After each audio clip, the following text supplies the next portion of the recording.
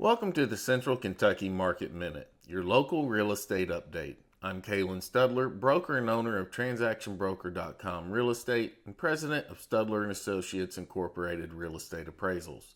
Each episode, we break down what's happening in the Central Kentucky housing market and bring you insight you can actually use. So let's get started. Over the past 30 days, 47 homes have sold in Franklin County, up from 45 the previous week, but below the rolling average of roughly 50 since late May. This softening signals a gradual cool down in the local housing market as we move deeper into fall and head towards winter. Active inventory currently sits at 128 residential listings with an absorption rate of 36.7% and about 2.7 months of supply. Homes are spending an average of 95 days on the market with a median of just 63 days for active listings. Well-priced homes are still moving quickly, but buyers are clearly taking more time to make decisions. 20 price reductions were recorded last week, reflecting that changing dynamic as sellers adjust to a more cautious pool of buyers. On the pricing side, Franklin County continues to outperform the state. Year-to-date data from the Bluegrass Association of Realtors shows the average sale price is up 15.12% and the median sale price is up 6.49% compared to the same period last year.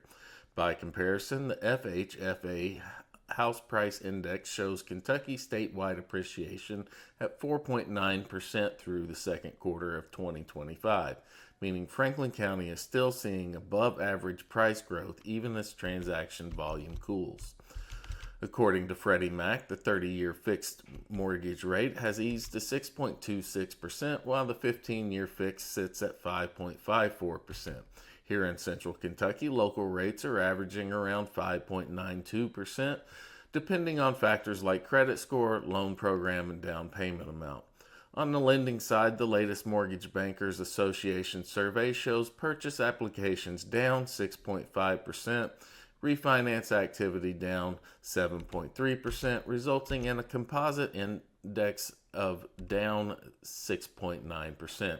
Overall, the numbers reflect a typical seasonal slowdown paired with ongoing affordability challenges, even as borrowing costs continue to ease compared to earlier this year. Now that we've covered this week's market update, I want to shift gears to a conversation that directly impacts Franklin County's economic growth and future development. Recently, I had the opportunity to speak with County Judge Executive Michael Mueller to talk about industrial expansion, infrastructure, and what these changes mean for housing and real estate. Let's get into that interview. Today, we're joined by Franklin County Judge Executive Michael Mueller. He's here to talk about some of the major projects shaping the future of Franklin County, including the county's new industrial district, environmental initiatives, and how these efforts tie into housing, workforce, and community development. Judge Mueller, thank you for taking time to join us today. Absolutely. I appreciate the invitation. So, we're going to talk about the FACT district a little bit. So, the FACT project has been described as transformational for Franklin County. For those who haven't followed it closely, can you give us a quick overview of what this project is and how it came together? Absolutely. This had started before my term, so it's probably been 4 years now that Anderson County and Franklin County came together and they said they wanted to do a joint project. There were some incentives through the state, PDI grant. Basically, that would double your money up to, I think, $4 million total, two for each county. So then that's when it all started. Just kind of sat there for a while, trying to identify where the land would be and who would be, applicable to selling land, because we're not making anybody sell their land. They came free willing saying they wanted to sell land for this project. I think the Fact District was looking for, a couple hundred acres. I believe currently we have about 175 secured. I know as of today, there's two out of the three properties that have been closed on, and they're still waiting to close the third. It's still moving along well. But the idea is, the two industrial parks we have are kind of full. The one of them, I'm not sure why, but it was zoned all professional office, so that's been an issue because I think post-COVID, everyone realizes we don't really need office buildings anymore.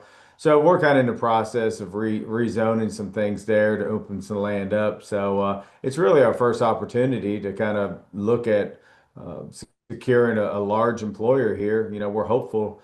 We're looking at 1,000 employees is what we'd like to take on, and I think that would be a game changer for both counties and cities. Oh, that'd be great. Yeah. So, what is the projected economic impact, both in terms of jobs, and which I know you've basically touched on, and long-term growth, and what types of industries are being targeted? Honestly, I don't know exactly because I'm not the one targeting. Our economic development people are working on that. But I do know that we are really working here in Franklin County to look at industries that aren't here yet. I think everyone knows right now the bourbon industry is kind of taking a hit with the tariffs. And that's one of the things we've talked about in the last couple of years. We don't want to put all of our eggs in one basket. So, I know we just secured like a biotech company that's coming out of Texas that's going to be located here in our community with 30 full-time scientists. They're going to be taking, the unwanted material from the bourbon and turn it into, fertilizer basically and shipped all over the world. So, once we secure that last piece of, that last bit of land, we'll have 175 acres, and then it will be up to our economic development to really start working on, marketing the land and trying to. I actually had a call yesterday about it potentially, so it's exciting. We want to get that last piece of land secured so we can start moving forward on it. I do know when this was brought to the court and to both counties and cities, jobs were a big deal because if you run the numbers you have to have enough jobs because we function off of occupational tax. A lot of times people build things, but then it really doesn't make sense and pay for itself.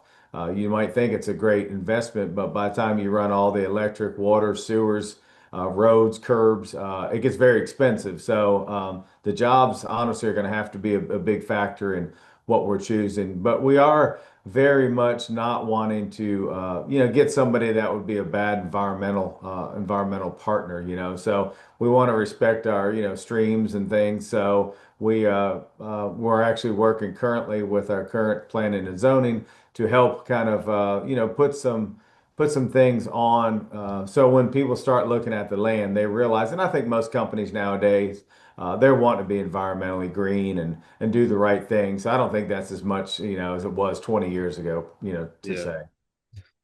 Well, let's talk infrastructure. What improvements are being planned for utilities, roads, and public services to support this new industrial development? It's a great question. So, and again, I don't know everything inside and out because it did start prior to me, but I do know that the Frankfurt Plant Board is planning on supplying the water there. I know they currently have a 12-inch pipe, I think going all the way to Anderson County anyways, where they supply them some wholesale water. And I know Bluegrass Energy is the energy provider. And if you really look at what they're doing across this state alone, I mean, they're sinking billions of dollars in infrastructure. So they know long term it's going to pay off. From what they've said at the table with us, whatever the person needs, they will bring it there as far as wattage, etc. I do know there's gas already very close to there. Sewers has been a big topic. I know when the city of Frankfurt looked at, bringing sewers from, say, Twilight Trail there near I-64, it was about a $6 million project. Well, it just so happens in Anderson County, they're doing a sewer extension because of wild turkey, and they can do it for about 3 million. So it sounds like the sewers are going to be coming from Anderson County. But as far as infrastructure, other than that, roads, I think right now we're just going to really secure all the land, start marketing it, because really, for me, it doesn't make sense to, start putting roads because we don't know what's going to go there. It might be a 1 million square foot building, let's just say. So obviously the roads would be different than if it was some smaller building. So we're just excited to get started on it. And this one's actually not in here. So, what is the split going to be? How is that going to be determined as far as joining with Anderson County on this project? So again, I think I know most of this. Obviously, because the land is in Franklin County will get the property tax and insurance premium, and the wages will be split. They'll be, believe it or not, Anderson County does not have occupational tax, and it's really hurt them. And I don't know why their court will not agree to it. So this is their one opportunity to kind of put a district together that they could really start seeing some revenue coming their way. So I'm excited for them because it could be a game changer for Anderson County. So I think the more we work with our neighbors, the better off we're all going to be. Well, as someone who actually pays taxes in two counties, I'm kind of glad they don't. But at the same time, I do have my business license in the city, county there, and city, county here. But Yeah, yeah, I'll do whatever they decide to do. But I'm yeah. happy with my flat fee. Understandable, but as of right now, that's even they had a big factory come in I think a year or two ago, and that's still they wouldn't pass to do an occupational tax on that one. So this would truly be their first project that they could benefit from. And they'll just be getting that just because we do, and we'll be splitting it with them, even though they Correct. don't pass it. Yeah, I'm sure Correct. that's big to them. Yeah, I think that's most of the reason they're wanting to do this project. To tell you the truth. All right, so on to housing and workforce. The county strategic plan calls for attainable housing as a top priority. What's been being done to meet that need as job growth will accelerate with this project?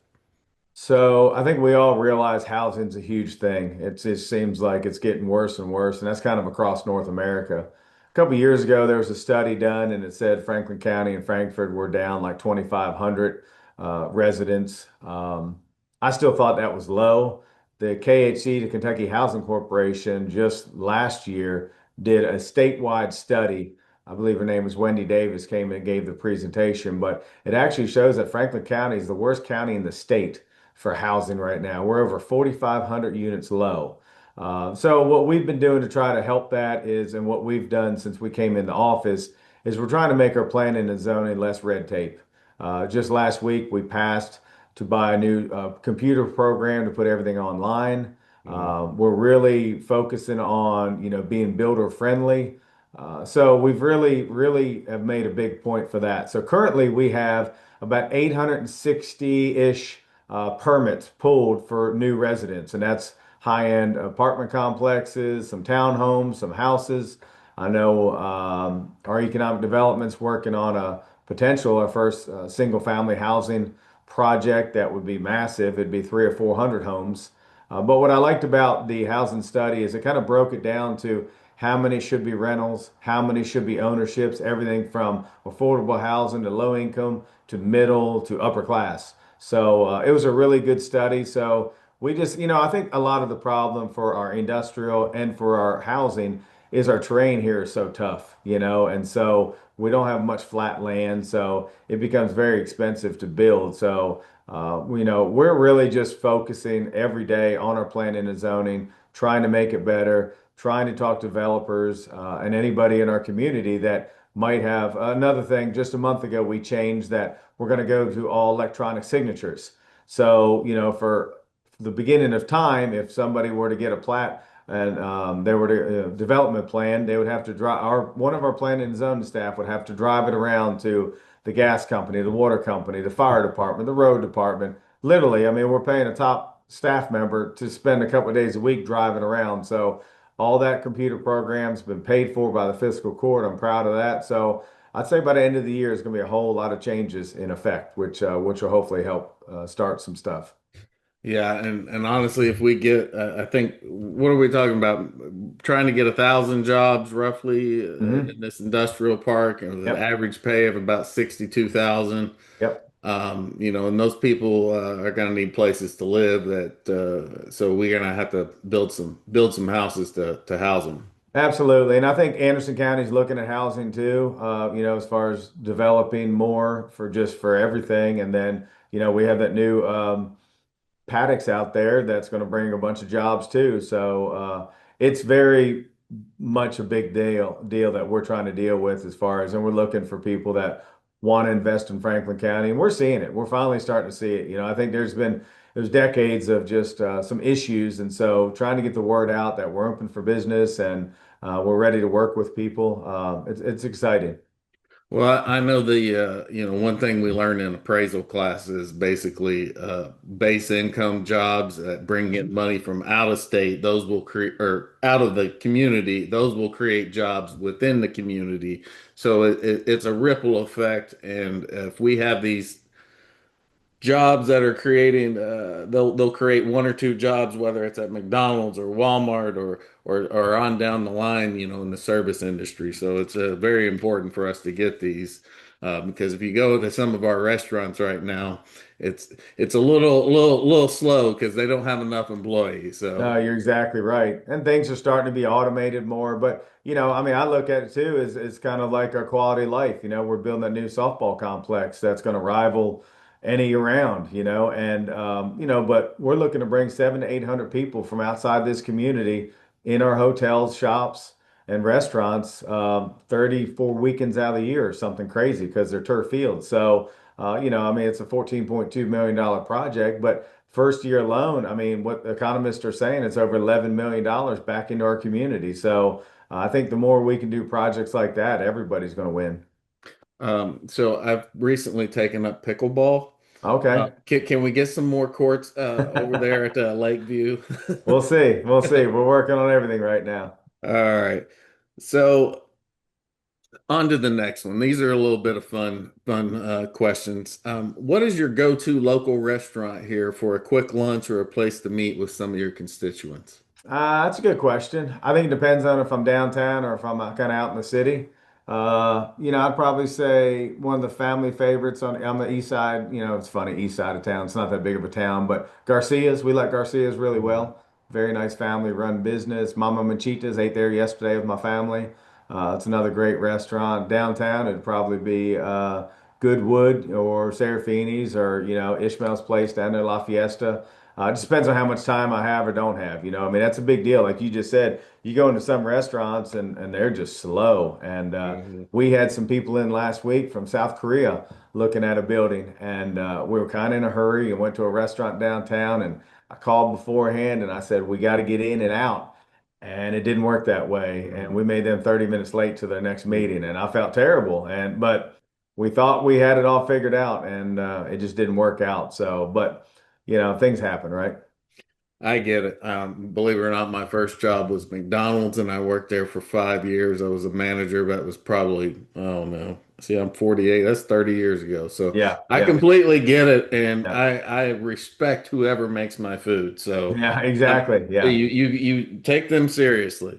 that's exactly right. So if you could snap your fingers and add one business or attraction to Franklin County tomorrow, what would it be? Oh man, huh? Don't know if I thought about that. I'm not sure. I might have to get back on that one. Because I'm looking at it from a couple things. What don't we have? I'm really trying to. I think Franklin County could be an outdoor mecca. I really do. I think that's why we're really working to try to get an indoor pool facility off the ground. We're trying to get a wellness center because we have no indoor facilities for our people. So 5 months out of the year, we're getting in trouble. We're fighting a huge opioid crisis. So I mean, I think anything that has to do with kind of sports tourism, we created the sports commission that's off and rolling. That's going very well. So I would say something in that genre. City has tons of mountain bike trails. We have parks. I mean, per capita, we have one of the most biggest parks between Frankfort and Franklin County. So I think kind of riding on that part of it would be something kind of cool. I tell you what I like, indoor soccer. Yeah, yeah. Indoor anything. I've been meeting with the guys about cricket, and trying to get because cricket's huge. Same with soccer. We're still trying to build a bunch of outdoor fields right now, currently. So we're always looking for land, and it's happening. There's a lot happening all at once. So, like I said, we've only been in office 3 years, but there's more happening now than there has probably been in decades. And as we're getting ready to start on a new park out there off 421, it's another 125 acres, plus the 128 that we have, plus the property we've secured from the governor's office for the pool and wellness center. Plus, we're looking at more acreage on the west side for something bigger, like you were saying, with some indoor soccer and outdoor soccer too. And again, I'm trying to shoot pickleball because that's huge sport, Big. in the world. It's getting big. Yeah. Yeah, it Yeah. is. And, I don't think people realize, we have a huge Indian population, mostly with the state, Hmm. but it's amazing. And lately, since we've been talking about this a little bit, and they've been reaching out to me and like, wow, we can't believe you're thinking about trying to help us out. And no one's ever listened to us. And I'm like, you pay taxes just like everybody else. But they're coming from far and wide. So, yeah, we're excited to try to secure some more stuff like that. All right. So if you made one big welcome to Franklin County billboard, what three words would you put on it? Um, What three words would I put on that? Um, there's a lot of history in this town. I don't think people realize how much history is in here. Hmm. Quality of life, I think, is a big one that we're really trying to focus on. History, quality of life, and the other one might be something, just I always tell people what this administration's doing is really thinking outside the box. And I hope people can see that. We still fight the whole thing of, we're a state town and we're never going to be anything else, and that's all we're going to be. And I think we're finally getting people to start Hmm. seeing that things are changing. And I think that's one of the reasons, honestly, I won my election. I really like, the guy personally that was in here before me, but just didn't seem like there's a whole lot of drive. And I think where a lot of us have come from the private industry, people would always say, you can't run a government like a business. And I said, why not? I said, if we don't have the money, you can't buy it, and it's Right. kind of that same mentality. So, I think as we built the team here and everyone kind of thinks the same way. And I'm extremely proud of the fiscal court and of our staff of what they understand. Like last year, I mean, everybody came in under budget. I mean, we had some expenses at the jail that weren't foreseen, $500,000 or so, and we still came in, I think, 340,000 in the black under our budget, and we were very tight on our budget. So, I'm proud of all those things. Well, and a lot of we used to have our eggs all in the state government basket, and Yeah, COVID hit, that changed everything, and it was a shock to our system. We yeah. lost money, especially in the city.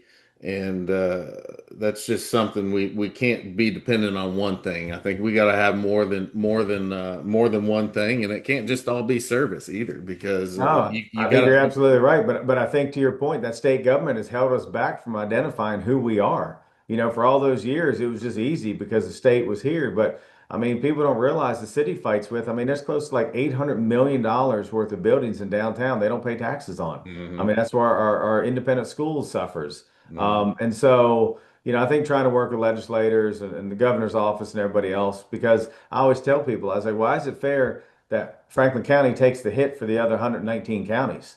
Just because it's housed here doesn't mean, it should bankrupt us. Because think about that.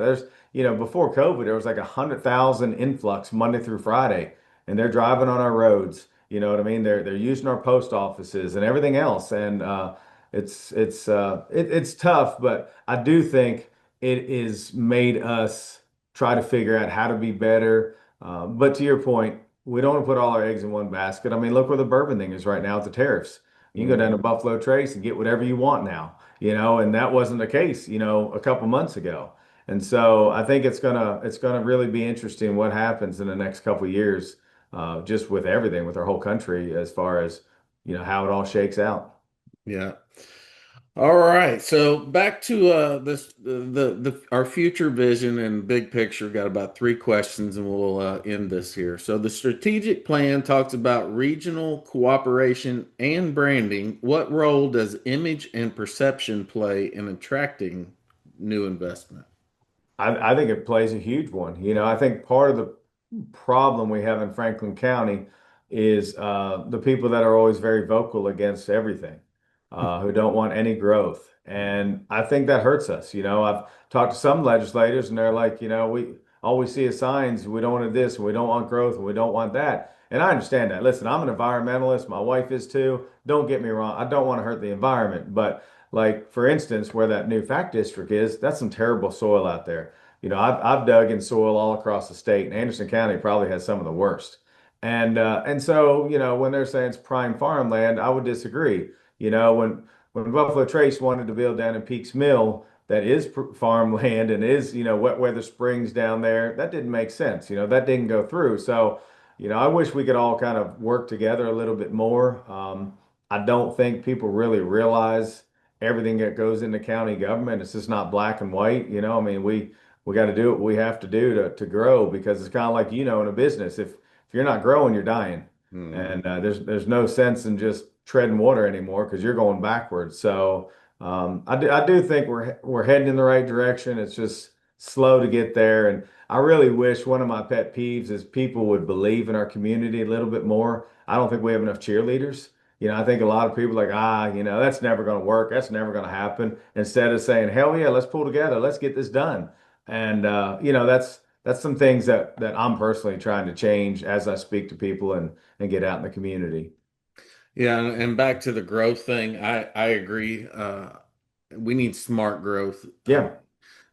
If I wanted to live in Lexington, I'd live in Lexington. Yeah. But that doesn't mean we don't need to have some growth right here in Franklin County because if we're not growing, we're eventually just going to die out. So, No, I agree. And my good friend Scott Walters, who passed away a couple years ago, he was big into the, whole movement, small towns.